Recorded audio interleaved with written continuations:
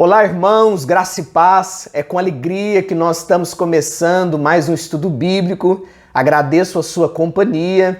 Toda quarta-feira, nesse horário, nós temos estudado a série A Segurança do Cristão, um estudo expositivo nas cartas do apóstolo João.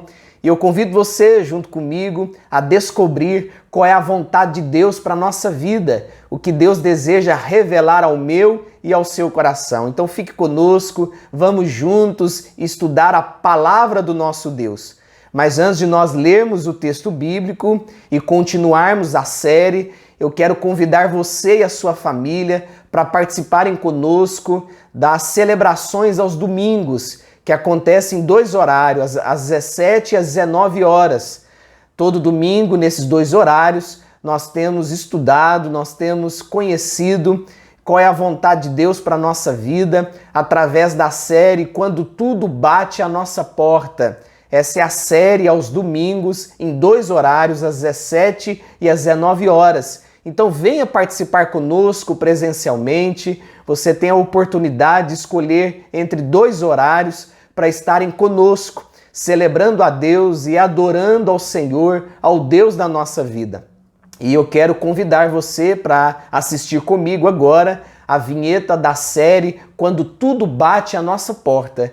E em seguida eu volto com mais uma mensagem, mais um estudo da série A Segurança do Cristão. Fique conosco e não saia daí.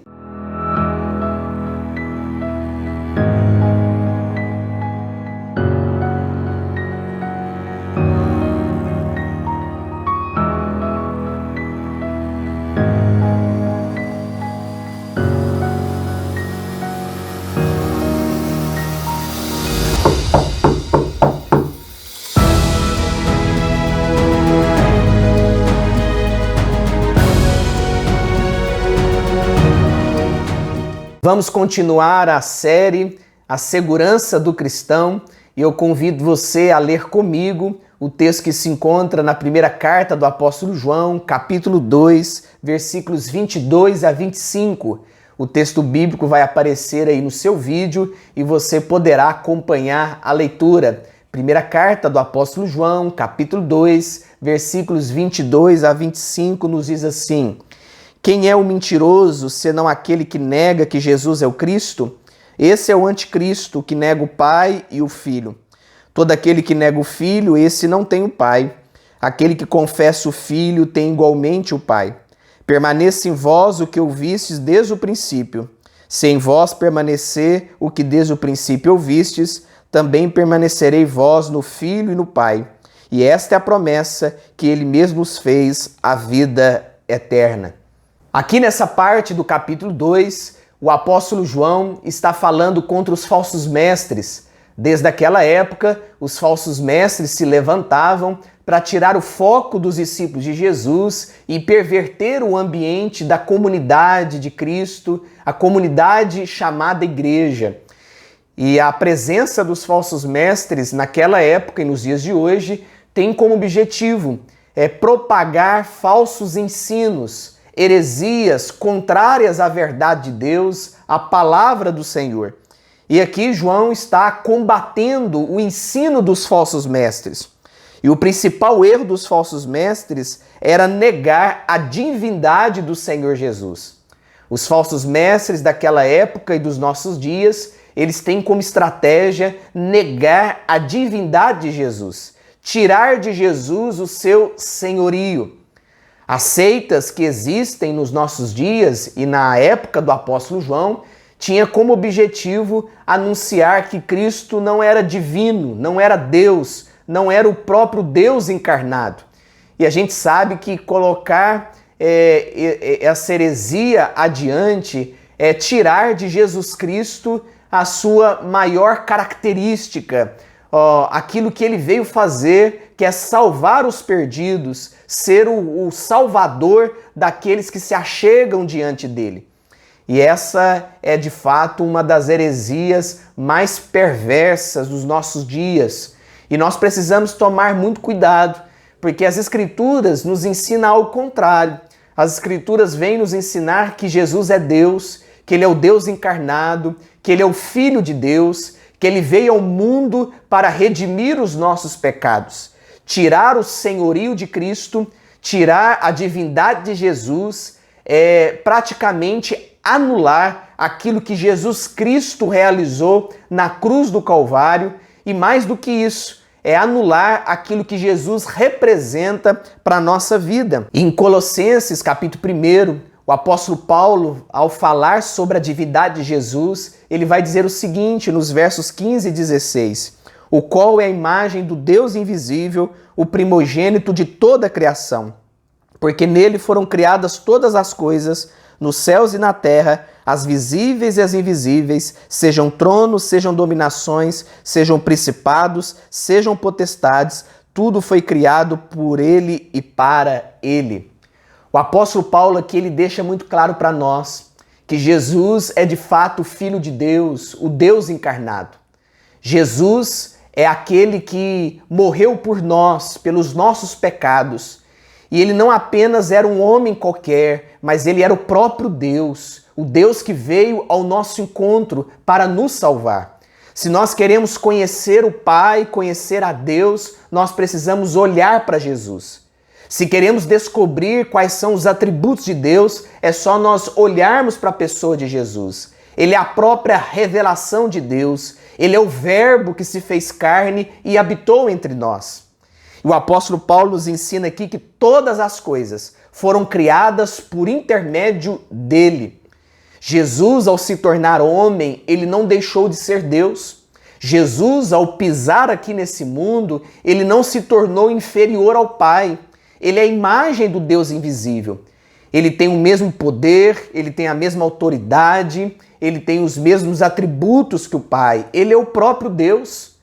E quando nós olhamos para a pessoa de Jesus Cristo, nós podemos conhecer, podemos desfrutar daquilo que é a revelação do próprio Deus Criador de todas as coisas, o Criador dos céus e da terra.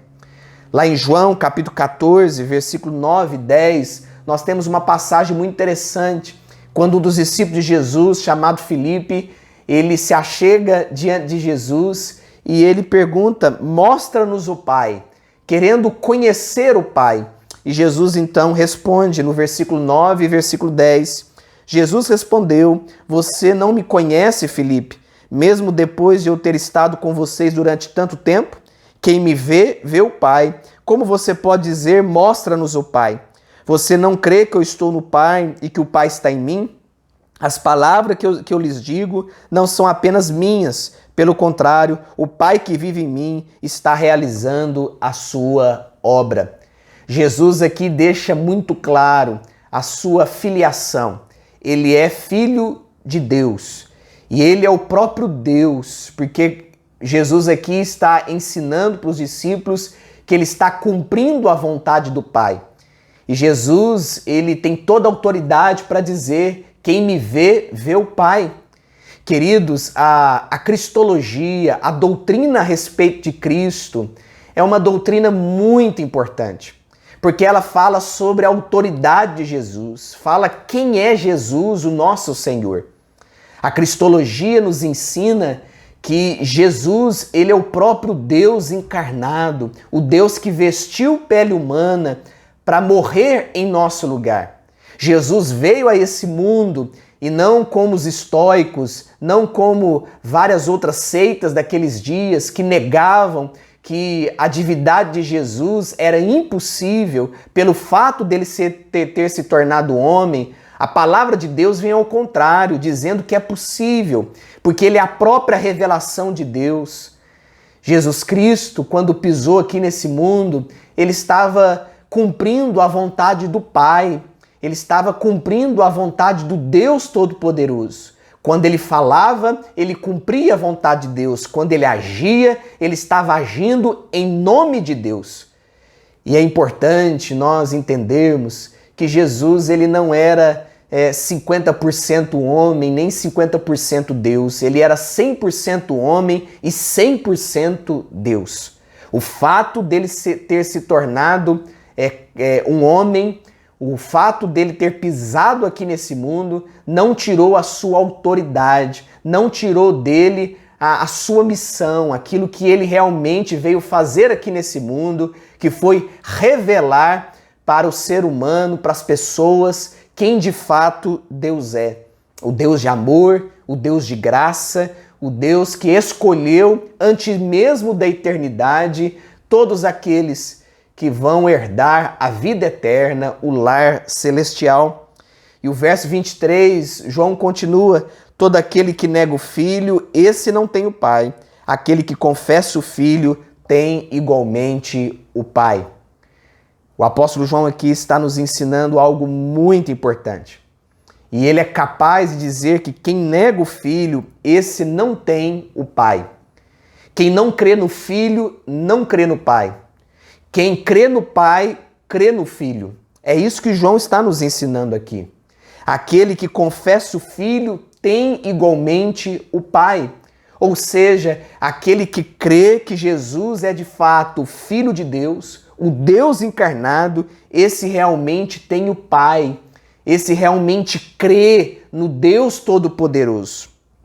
Lá em Mateus capítulo 10, versículo 32 e 33 nos diz: portanto, todo aquele que me confessar diante dos homens, palavras de Jesus, também eu confessarei diante do meu Pai que está nos céus.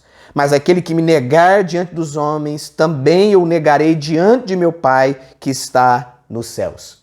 Jesus aqui, ele fala com autoridade, porque ele está falando em nome do Pai. Ele é o próprio Deus. E ele tem autoridade para dizer que se nós negarmos ele, Jesus, nós estaremos negando o próprio Deus Criador. Inúmeras seitas atuais negam a divindade de Jesus, como, por exemplo, os Testemunhos de Jeová, que creem que Jesus é um Deus inferior, não o próprio Deus.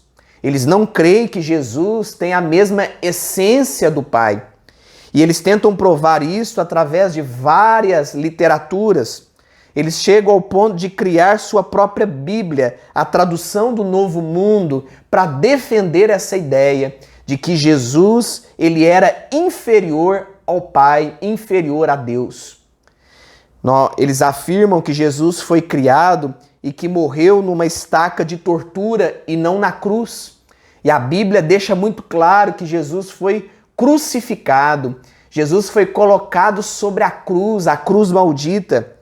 E eles acreditam que antes de vir à terra, Jesus era o arcanjo Miguel. Então, uma confusão teológica, não há uma interpretação séria, comprometida com as Escrituras. Os Testemunhos de Jeová defendem que, de fato, Jesus não é o Filho de Deus. O Espiritismo kardecista ensina, conforme as palavras de Allan Kardec, que Jesus era um simples ser humano e que não afirmou ser Deus. A crença do Espiritismo está baseada nos escritos de Kardec, basicamente o Livro dos Espíritos e o Evangelho segundo o Espiritismo. E nesses escritos fica muito claro que Kardec, o criador, do Espiritismo, o grande expoente desse movimento, deixa muito claro de que Jesus ele era apenas um ser humano simples, que tinha um espírito evoluído e que ele não era o próprio Deus. Jesus era apenas um espírito enviado por Deus para levar a humanidade à evolução. Eles acreditavam e acreditam até hoje que Jesus era apenas um espírito puro. Eles negam a ressurreição corporal de Jesus e afirmam que os milagres são fenômenos mediúnicos. Eles não aceitam o sacrifício de Jesus na cruz para a remissão dos pecados, já que através da reencarnação a humanidade está em evolução. Essa é a crença do Espiritismo. Eles tiram de Jesus Cristo toda a sua autoridade. Eles retiram de Jesus a sua missão.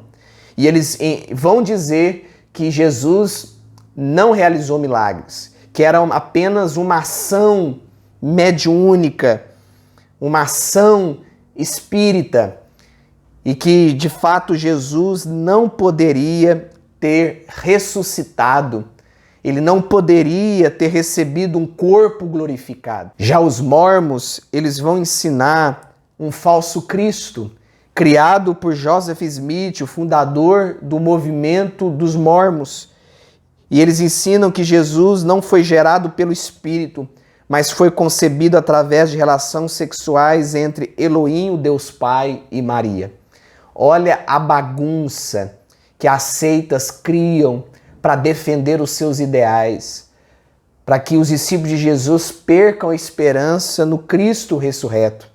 Para os mormons, Jesus foi casado, e não apenas com uma mulher, mas ele foi casado com várias outras mulheres, sendo um polígamo.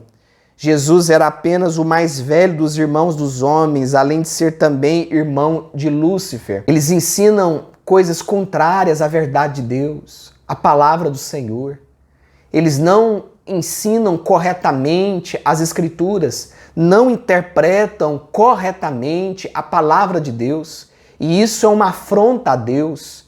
Isso é algo terrível. Infelizmente, as seitas dos nossos dias têm como objetivo ensinar para as pessoas que o Cristo que nós cremos não é o Filho de Deus, não é o Deus encarnado. No versículo 24, João continua: permaneça em vós o que ouviste desde o princípio. Se em vós permaneceu o que desde o princípio ouvistes, também permanecerei vós no Filho e no Pai. O que é o princípio aqui? Permaneça em vós o que ouviste desde o princípio. João está se referindo aos apóstolos que ensinaram que Jesus é o Filho de Deus. E João aqui está ensinando para os crentes permanecerem naquilo que eles ouviram desde o princípio. João está dizendo, vocês não podem abandonar o ensino dos apóstolos. Vocês precisam continuar crendo naquilo que é pregado desde o início. Vocês precisam firmar a fé de vocês, não no conhecimento humano, mas no conhecimento pregado e anunciado pelos apóstolos. São nas palavras dos apóstolos que vocês precisam crer. É isso que João está ensinando aqui. E qual é o resultado dessa comunhão? Porque João vai dizer, também permanecereis vós no Filho e no Pai. Essa é a promessa. Aqueles que permanecerem nos ensinos dos apóstolos, aqueles que não derem ouvidos às heresias, aos falsos mestres, esses vão permanecer no Filho e no Pai. E qual que é o resultado dessa comunhão com o Filho e com o Pai? O que nós vamos experimentar dessa comunhão? A vida eterna. O que isso significa? Significa que nós só podemos desfrutar da vida eterna se nós crermos no Pai e no Filho. Se nós aceitarmos de que Jesus é o próprio Deus. Se confessarmos ao Senhor Jesus, se crermos que Jesus é o próprio Deus, nós temos a vida eterna. Aquele que crê em mim, ainda que morra, viverá. Essas são as palavras de Jesus. Quem crê em Deus, quem crê no Filho, tem a vida eterna. Não terá a vida eterna, mas já pode desfrutar dessa vida eterna. E o verso 25 continua, e esta é a promessa que ele mesmo nos fez, a vida eterna. O que estava em jogo naquela época não era uma mera discussão teológica, mas uma doutrina de importância eterna. Crer que Jesus é o Filho de Deus é uma doutrina eterna. É uma confirmação eterna. Crer que Jesus é o Deus encarnado traz para nós todo o sentido de eternidade. Você só poderá desfrutar daquilo que Deus tem reservado para você se o seu coração se abrir completamente para Jesus Cristo. É o que Jesus diz, quem me vê, vê o Pai. Se queremos conhecer a Deus, olhemos para Jesus. Desfrutemos da nossa relação com Ele, para que possamos conhecer quem é o Pai, quem é o Deus Criador. O verso 26 diz, e isto que vos acabo de escrever é acerca dos que vos procuram enganar. Aqui no versículo 26, João está terminando de falar sobre esse assunto. O assunto dos falsos mestres, da presença dos falsos mestres dentro do ambiente cristão, com o intuito de enganar. Esse é o objetivo dos falsos mestres, é enganar os cristãos com heresias. E hoje é a mesma coisa. Os falsos mestres querem enganar com as heresias. Eles querem enganar com falsos ensinos, distraindo os discípulos de Jesus, levando eles a tomarem decisões contrárias às Escrituras. Então tomemos muito cuidado, vamos caminhar na presença de Cristo, vamos reconhecer que Jesus é o Deus encarnado, que Ele é o nosso Salvador e que Ele não é inferior ao Pai, pelo contrário, Ele é igual ao Pai, Ele é o próprio Pai. Vamos orar, vamos falar com Deus. Ore comigo aí onde você está e, se Deus permitir, na próxima semana nós voltaremos com o nosso estudo bíblico. Querido Deus, muito obrigado por essa oportunidade. Te agradecemos por saber que Jesus é o nosso Salvador. Te agradecemos porque Jesus é o nosso Senhor. Nós podemos reconhecê-lo como aquele que nos salvou de todo o pecado, de toda a perdição. Te agradecemos pela vida de Jesus, te agradecemos por sua ressurreição, agradecemos porque Jesus é o nosso Senhor. Abençoe, ó Deus, todos aqueles que estão nos acompanhando. Abençoe, ó Deus, cada família desta igreja. Que o Senhor continue a cercá-los com a tua bênção e com a tua proteção. É que nós oramos em nome de Jesus, o nosso Salvador. Amém. Nós estamos ficando por aqui. Se Deus permitir, na próxima semana nós estaremos juntos mais uma vez. Tenham todos uma excelente noite e até logo.